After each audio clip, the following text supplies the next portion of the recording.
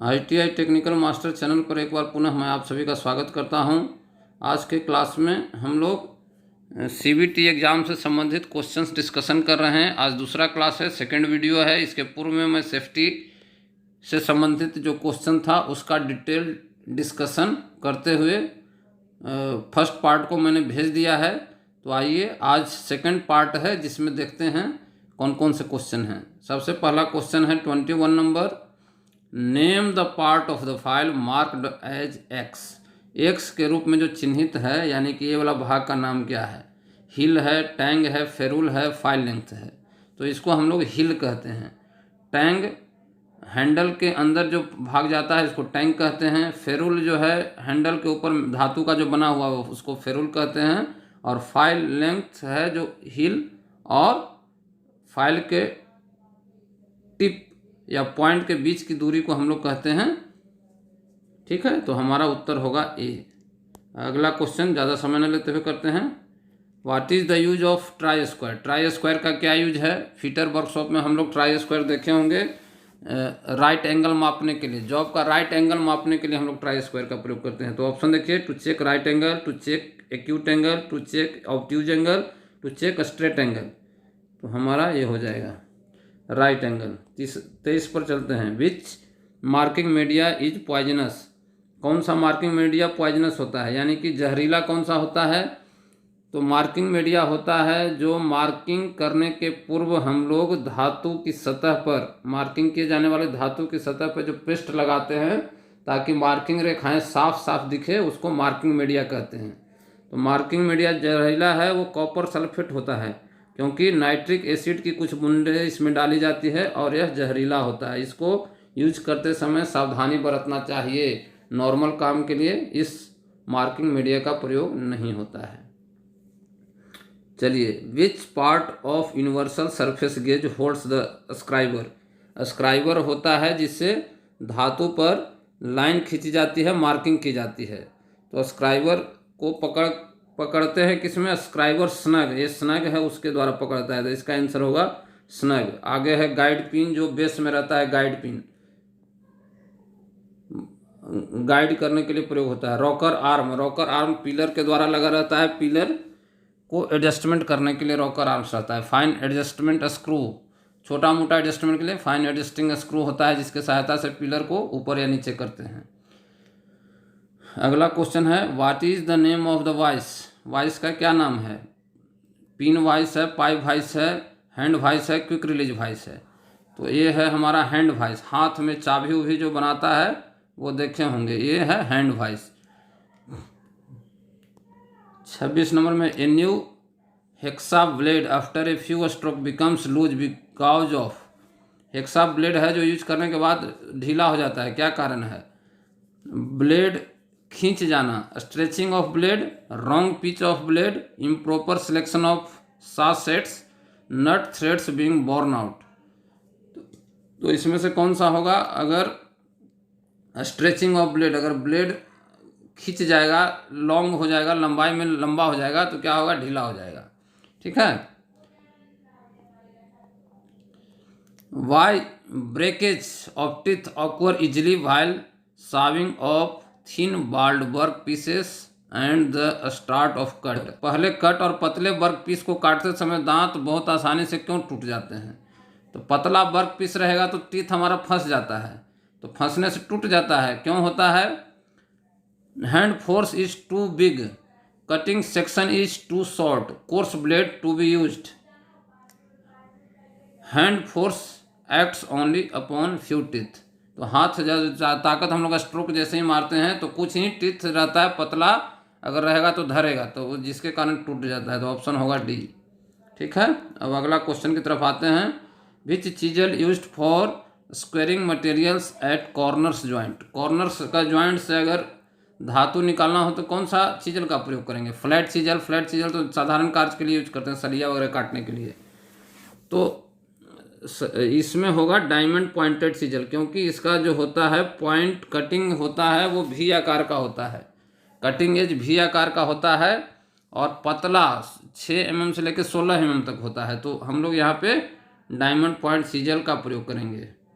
अगला क्वेश्चन है name the part of hammer marked as X. X के रूप में जो मार्क किया हुआ है हैमर का, उसका नाम बताना है। फेस है, पिन है, चिक है, आई होल है। तो इसको हम लोग चिक कहते हैं। ये वाला भाग है चिक है। ऊपर के भाग को पेन कहते हैं। और हमारा हो गया फेस, नीचे जो है जिसके स्ट्राइक करते हैं वो फेस हो गया। और आई होल है जिसके आर पर हैंडल जाता है, उसको आई होल कहते हैं, वहीं पे बेज लगता है। ठीक है, तो इसका हो जाएगा answer C, cheek. Which angle is represented by the symbol G on the cutting chisel. Cutting काटने वाले छेनी पर प्रतीक चिन्ह गामा द्वारा किस कोण को दर्शाया जाता है। यहाँ गामा पढ़िएगा, ठीक है। अल्फा नीचे है और गामा, गामा अल्फा होता है वो क्लियरेंस एंगल, और गामा होता है वो रैक एंगल के लिए होता है। तो यहाँ पे देख लीजिए ऑप्शन, यहाँ पे रैक एंगल हो जाएगा। ठीक है, ऊपर वाला जो एंगल है वो रैक एंगल हो गया। कटिंग एंगल होता है, जो चीजल का कटिंग एंगल होता है जनरली 60 डिग्री का होता है। तो रैक एंगल यहाँ हो गया हमारा। अब अगला पॉइंट की तरफ जाते हैं। 31 नंबर में name the property of metal which can be drawn into wire without rapture. बिना टूटे हुए तार के रूप में कौन सा प्रॉपर्टी के कारण खींचते हैं। तो डक्टिलिटी होगा, टेनासिटी होगा, इलास्टिसिटी होगा, मोलेबिलिटी होगा। तो इसमें आंसर हमारा होगा डक्टिलिटी। डक्टिलिटी जो प्रॉपर्टी है जिसके कारण किसी धातु को तार के रूप में परिवर्तित किया जाता है। जैसे सोना वगैरह है, चांदी वगैरह है, स्टील वगैरह, ये सब ज़्यादा डक्टाइल मटेरियल है। टेनासिटी है, इलास्टिसिटी है, वो डिफॉर्मेशन के बाद अपने डिफॉर्मेशन नहीं होता है, जैसे ही उस पर लोड हटाते हैं पूर्ववत आ जाता है। टेनासिटी है जो स्ट्रेंथ सहने की ताकत, उसको टेनासिटी या मोलाबिलिटी होता है। जो हम लोग स्ट्राइक करते हैं तो चारों तरफ फैल जाता है, जैसे सीट वगैरह में मोलेबिलिटी का गुण होता है, यानी कि फैलने का गुण होता है। ठीक है, which is the spindle movement of one division of thimble with spindle thread of 0.5 mm pitch. तो थिम्बल के वन मूवमेंट में क्या वैल्यू होगा जब स्पिंडल थ्रेड का जो पिच है वो 0.5 mm रहेगा।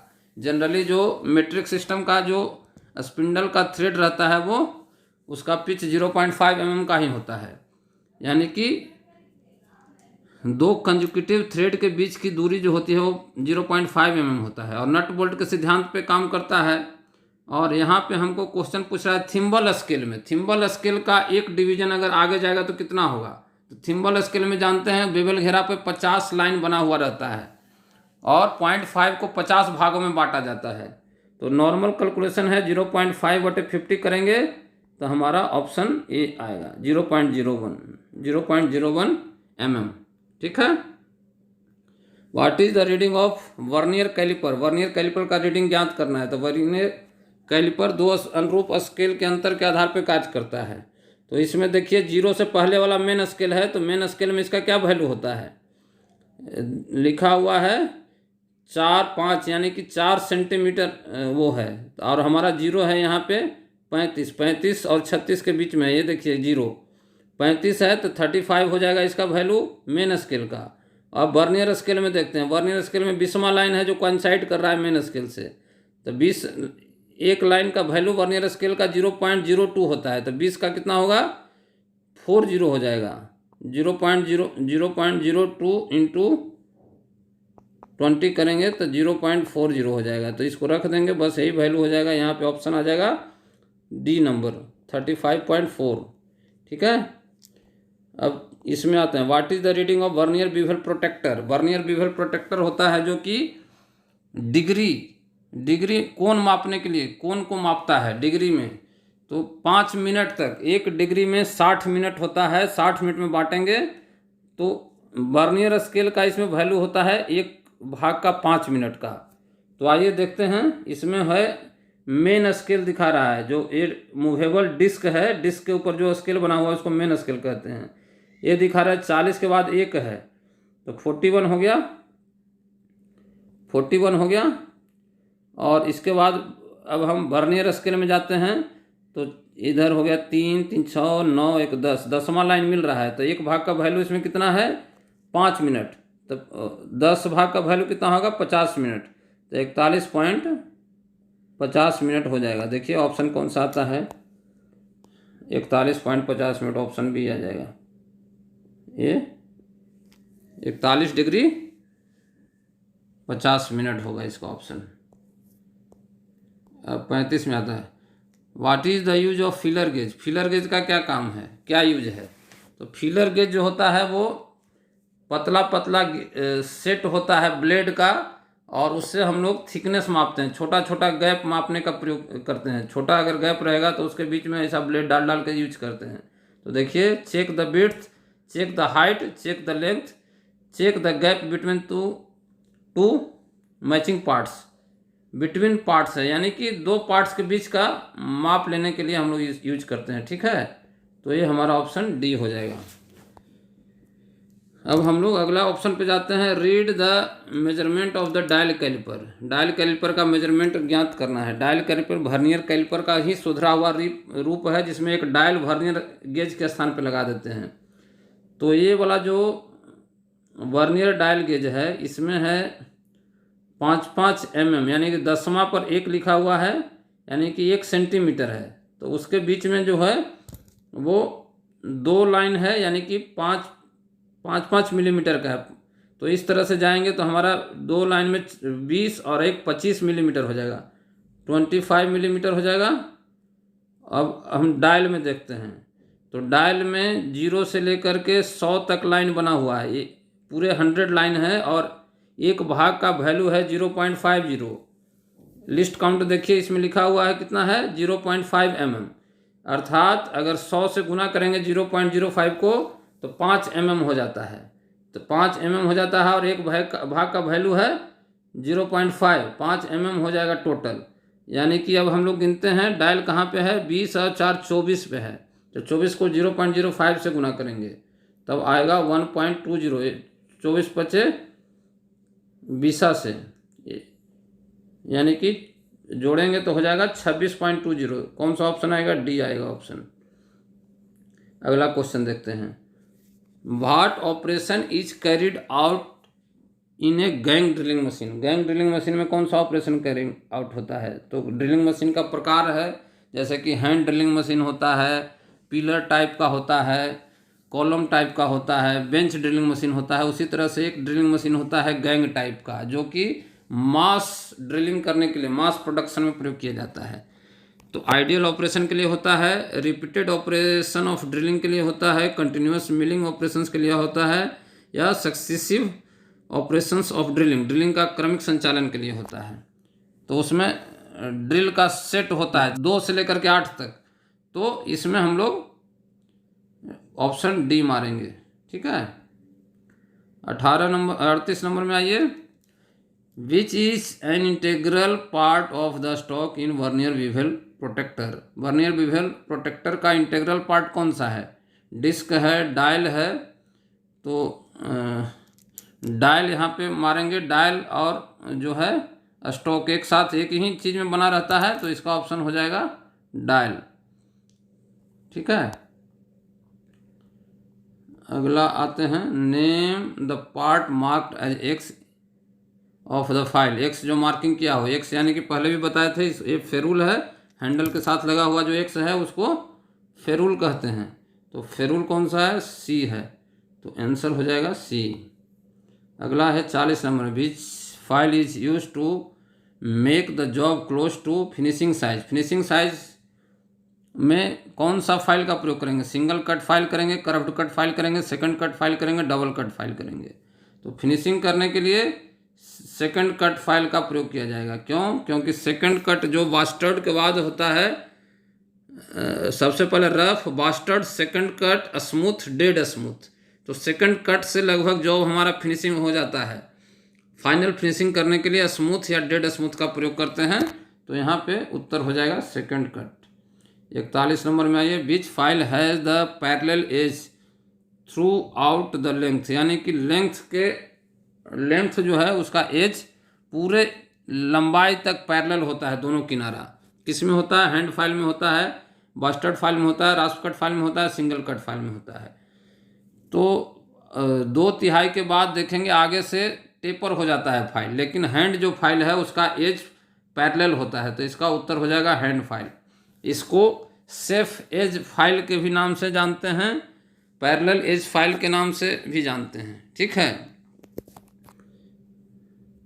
अब आइए 42 number, what is the material to manufacture bench vise. Bench vise बनाने में कौन सा धातु का प्रयोग होता है? Tool steel, high carbon steel, medium carbon steel, cast iron.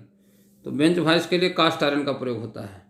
Cast iron का उसका बॉडी बना रहता है, स्पिंडल जो रहता है वो माइल्ड स्टील का बना रहता है, अंदर एक बॉक्स नट होता है वो गन मेटल का बना रहता है। तो यहाँ पे बॉडी पूछ रहा है तो हमारा ऑप्शन हो जाएगा option D, cast iron. Okay, thank you for watching. अगर आपको यह वीडियो अच्छा लगा हो, लाभप्रद लगा हो, नॉलेजेबल लगा हो तो आप इसे लाइक करें, साथ ही साथ शेयर करें, ताकि ज़रूरत जिनको परीक्षा में अपीयर होना है वो इसे देख करके लाभान्वित हो सकें। Thank you very much. अगर आपने इस चैनल को सब्सक्राइब न किया है तो सब्सक्राइब कर लें और बेल आइकन को भी प्रेस कर दें, ताकि मैं जो वीडियो डालूं आपको आसानी से मिल जाए, पहुंच जाए। Thank you very much.